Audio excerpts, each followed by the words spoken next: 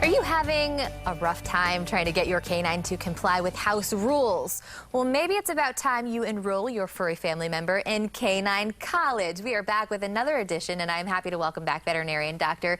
Dixie Brown. So great to have you back. Thank you. It's been a while. Next time we need to not make it so long. It's been a while. Yeah. So season, I was saying, it seems like it kind of came a little bit late this year, but for whatever reason, things are busy out there. We are a very pet-friendly community here in Southwest Florida, which I absolutely love because we have the best parks, the best dog beaches.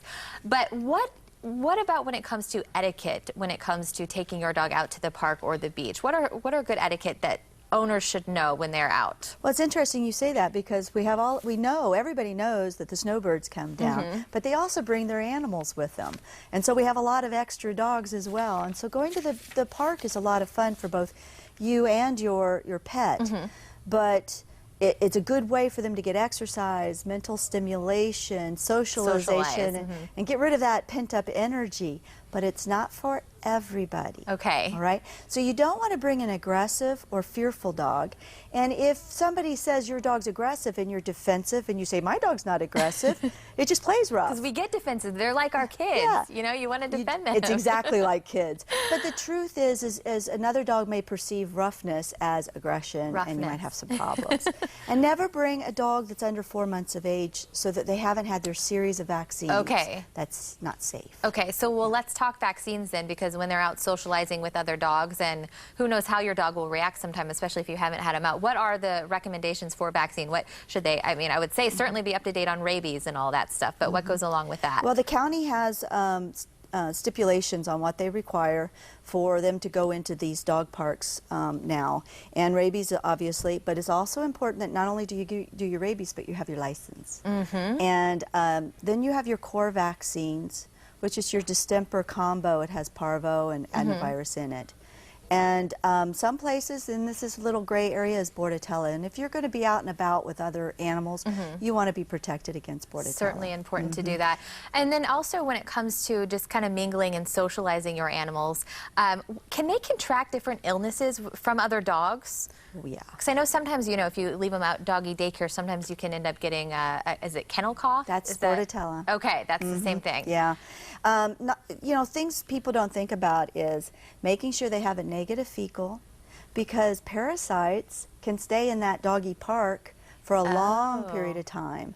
And then another animal that comes in that is not on any prevention that would help them, they'll pick it up, and then later they'll be licking their paw. And that's kind of the start of how it there spreads. It comes. Yeah. Okay, gotcha.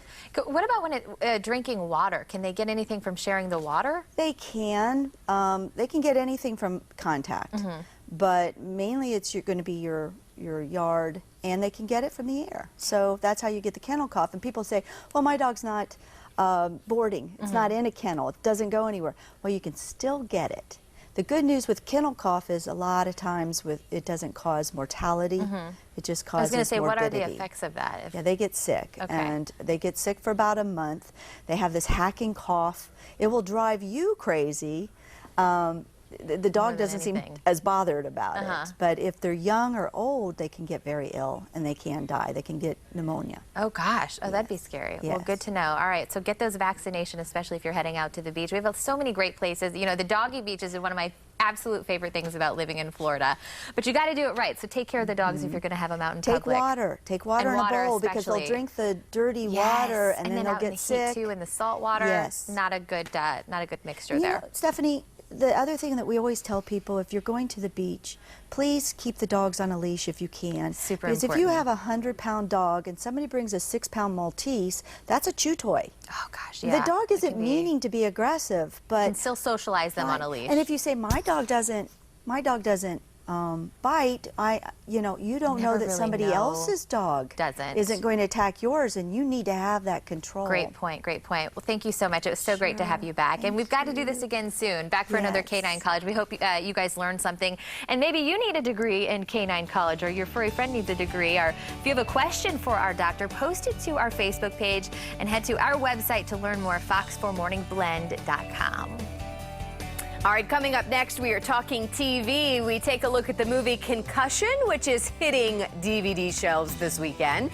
And then we go to look at your primetime lineup. Stay with us.